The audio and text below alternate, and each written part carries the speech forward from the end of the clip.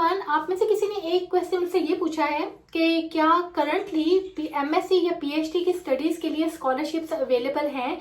अगर हैं तो क्या साथ में स्टाइपेंड्स भी प्रोवाइड किए जाते हैं, और अगर है तो कितनी अमाउंट आपको प्रोवाइड की जाती है। तो ये 2-3 क्वेश्चन थे छोटे छोटे विच वर लिंक्ड टुगेदर, और मैंने सोचा मैं उस पर एक वीडियो आपको बनाकर सारा आपको समझा देती हूँ कि करंट सिचुएशन क्या है यूके में स्कॉलरशिप्स की, और अगर है तो किस लेवल पे आपको स्कॉलरशिप्स मिल सकते हैं और उसके लिए क्या क्राइटेरिया तो मैं आपको बहुत दफा बता चुकी हूँ। लेकिन आज हम बात करेंगे करंट सिचुएशन पर कि करंटली जो है वो क्या स्कॉलरशिप्स अवेलेबल हैं इन द यूनिवर्सिटीज की नहीं।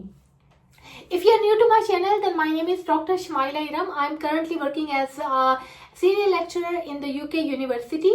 At the same time, I am a program leader for MSc Data Analytics and Artificial Intelligence. इस तमाम इन चीज़ों से रिलेटेड आपको कोई भी इंफॉर्मेशन चाहिए हो, यूके कैसे आना है, स्टडी यहाँ पर आपने कैसे कंप्लीट करनी है, क्या क्राइटेरिया है, क्या रिक्वायरमेंट है, क्या फीस स्ट्रक्चर है, इसके अलावा यहाँ पर क्या चैलेंजेस हैं, उनको किस तरह से आपने सॉल्व करना है। आपको कोई भी मसला हो, किसी भी किस्म का क्वेश्चन आपके माइंड में आ रहा हो, please do contact with me and I will guide you for that particular question और the issue that you might have. चलें जी, अब आ जाते हैं आपके क्वेश्चन की तरफ। तो देखिए, जो करंट सिचुएशन है यूके में स्कॉलरशिप्स की, इट्स वेरी वेरी टाइट।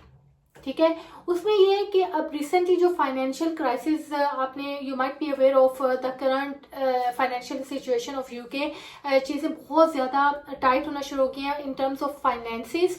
तो उसमें जो है जैसे पहले बहुत ज़्यादा स्कॉलरशिप्स अवेलेबल होते थे, अब उस तरह से अवेलेबल नहीं है। इवन इन अवर यूनिवर्सिटी हम पहले बहुत ज़्यादा स्कॉलरशिप देते थे। उसमें एक हमारी रीज़न ये थी कि हमारी यूनिवर्सिटी का एक जो इन्वायरमेंटल इम्पैक्ट है ना, उसमें हमारा स्कोर थोड़ा सा कम था, और उस स्कोर को इंक्रीज करने का एक जो रूट था that we should have more PhD students who have completed their studies from our university. तो हम लोगों ने उसके लिए ज़्यादा से ज़्यादा स्कॉलरशिप्स दिए ताकि हमारे पास ज़्यादा से ज़्यादा स्टूडेंट्स आए और हमारे पास स्टडीज़ कंप्लीट करें। लेकिन करंटली जो कि वीज़ा इमिग्रेशन रूल्स जो हैं, आपको पता होगा कि बहुत ज़्यादा स्ट्रिक्ट हो चुके हैं, और स्पेशली जो इंटरनेशनल स्टूडेंट्स के लिए जो वीज़ा एंड इमिग्रेशन रूल्स हैं वो बहुत ज़्यादा स्ट्रिक्ट हो गए हैं। अब जो टॉट प्रोग्राम्स हैं उनमें बहुत कम स्टूडेंट्स आते हैं as compare to they were coming previously. जब वीज़ा एंड इमिग्रेशन रूल्स इतने ज़्यादा स्ट्रिक्ट नहीं थे तब बहुत ज़्यादा स्टूडेंट्स आते थे, इंटरनेशनल स्टूडेंट्स आते थे, जिसकी वजह से हमारी जो इकॉनमी थी, यूके की जो इकॉनमी थी, that was relatively stable as compare to these days. लेकिन अब जो है वो चूंकि वहाँ से इतनी ज़्यादा इनकम जनरेट नहीं हो रही, तो उसमें यूनिवर्सिटीज़ के लिए करंटली इतना ज़्यादा आसान नहीं है उस लेवल पर जाकर स्कॉलरशिप देना जैसे ये पहले अवेलेबल थे। But having said that, it does not mean कि ऐसे कोई स्कॉलरशिप्स अवेलेबल नहीं है। अब ये है कि स्कॉलरशिप्स तो अवेलेबल हैं स्टूडेंट्स के लिए, जिसमें फुल फी वेवर प्रोग्राम। ऐसे स्कॉलरशिप्स में भी ना फिर टाइप्स हैं। आपको फुल फी वेवर, जिसमें आपकी तमाम स्कूल की फीस जो है वो कंप्लीटली आपको जो है ना वो बिल्कुल ख़त्म कर दी जाएगी, आपसे कोई भी फीस नहीं ली जाएगी, वो ऐसे स्कॉलरशिप्स भी अवेलेबल हैं। इसके अलावा full fee waiver with stipend. उसकी रीज़न ये है कि हमारे पास एक हाईली कैपेबल अगर एक स्टूडेंट आ गया है जिसके पिछला रिसर्च का ट्रैक रिकॉर्ड बहुत अच्छा है, तो हम कंसीडर कर लेते हैं scholarship for full fee waiver plus stipend. ठीक है, उसमें लेकिन पिछला जो उसका criteria is a very very strict criteria. उसमें यह है कि जर्नल पब्लिकेशंस भी हों, कॉन्फ्रेंस पब्लिकेशंस भी हों, ठीक है, आपका सुपरविजन का भी थोड़ा टीचिंग और सुपरविजन का भी थोड़ा सा रिकॉर्ड हो पिछला किसी यूनिवर्सिटी के अंदर। तो ऐसे स्टूडेंट्स को, जैसे मेरा एक स्टूडेंट था वो आया था लाइक 2 years अगो, उसको हमने फुली फंडेड स्कॉलरशिप भी दिया था, साथ में हम लोगों ने स्टाइपेंड भी दिया था। लेकिन अब चूंकि स्टाइपेंड उतने अगर नहीं भी, अगर आपका वैसा ट्रैक रिकॉर्ड नहीं है, तो उसमें यह है कि फर्दर जो क्राइटेरिया है उनमें यह है कि one of the things they are introducing कि आप पहले जो फुल फी वेवर प्रोग्राम था जिसमें आपकी पूरी फीस जो है वो ख़त्म कर दी जाती थी, अब उसको उसको डिफरेंट सेगमेंट्स में कन्वर्ट कर दिया गया है। ठीक है, depending on your previous qualification, your research experience, your publication experience, अब आपको या तो वो फुल 100% फी वेवर दे देंगे। अगर आपकी उतनी आपका जो क्राइटेरिया है वो मीटअप आप नहीं करे तो 75% आपकी फीस रिड्यूस रिड्यूस कर दी जाएगी और 50% रिड्यूस कर दी जाएगी या फिर 25% रिड्यूस कर दी जाएगी।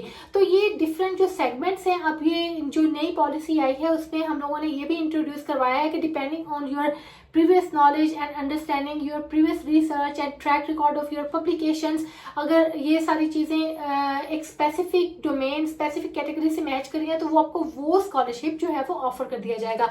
फुली वेवर, देखिए fully free waiver plus stipend भी अवेलेबल है, but only for those students who are extremely hard working और एक्सट्रीमली कैपेबल फॉर दैट, जिनका एक मेच्योर रिसर्च का ट्रैक रिकॉर्ड है, उनको मिलेंगे।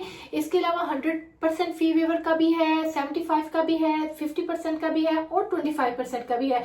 अब आप जिस कैटेगरी में आते हैं, आपका नॉलेज, आपकी स्किल्स, आपकी एक्सपर्टीज जिस डोमेन में आपको लेके आ रही हैं, जिस कैटेगरी में आपको लेके आ रही हैं, तो वो आपको ऑफर कर दी जाती है। अब कुछ जो स्टूडेंट्स होते हैं वो उसको एक्सेप्ट कर लेते हैं, उनके लिए 25% या 50% जो फी को रिड्यूस कर देना इज अ बिग थिंग। और जो यूके में यूनिवर्सिटीज हैं, अगर आप उनका फीस का स्ट्रक्चर देखें तो per year at least is a 22 to 25,000 pounds per year उनकी फीस है, ठीक है। तो अगर आप उसको रिड्यूस कर देंगे तो आप देखेंगे उस पर कितनी ज्यादा अमाउंट ऑफ मनी है that they are going to reduce for you. कुछ स्टूडेंट्स को ये भी एक बहुत बड़ी अपॉर्चुनिटी नजर आती है, तो वो in order to come to UK वो इसको भी अवेल कर लेते हैं। अब मैंने बताया कि opportunities are still there, but you have to make yourself ready for that, you have to prepare yourself for that कि आप जो है वो कौन सा स्कॉलरशिप आप जो है वो अचीव करना चाहते हैं, ठीक है। तो उसमें आपको मैं ये जरूर रिकमेंड करूंगी कि आप अपने पेपर्स पब्लिश करें, आप अपने प्रोफेसर्स के साथ मिलकर कोई रिसर्च कर लें, कोई रिसर्च प्रोजेक्ट कर लें, कोई इंटरेस्टिंग सा आइडिया जो है उसको पकड़ के आप उस पर 3 to 6 मंथ में अपनी कोई रिसर्च कर लें और उस फील्ड से रिलेटेड आप पहले देख लें कि जो है वो यूनिवर्सिटीज किस तरह के प्रोजेक्ट्स को जो है वो स्कॉलरशिप दे रही हैं। उनकी यूनिवर्सिटी की वेबसाइट्स पे लिस्टेड भी होते हैं समटाइम्स प्रोजेक्ट, तो आप देखेंगे किस यूनिवर्सिटी के पास स्कॉलरशिप्स अवेलेबल हैं, उनसे उनके कौन से प्रोजेक्ट्स लिस्टेड हैं, उनमें से कौन से प्रोजेक्ट जो हैं जिन पर आप काम करना चाहते हैं, उसमें आप 6 मंथ तक या 6 to 9 मंथ आप अपनी एक बहुत ही स्ट्रॉन्ग रिसर्च डेवलप कर लें। उसके बाद कोई पेपर छोटा सा पब्लिश कर लें, जर्नल पेपर में आप या कॉन्फ्रेंस पेपर में उसकी पब्लिकेशन करवा दें। Then try for your luck, interview दें, एप्लीकेशन सेंड करें, इंटरव्यू की कॉल आ जाती है तो इंटरव्यू जरूर लें ताकि आपको एक्सपीरियंस हो कि किस तरह के क्वेश्चन किए जाते हैं।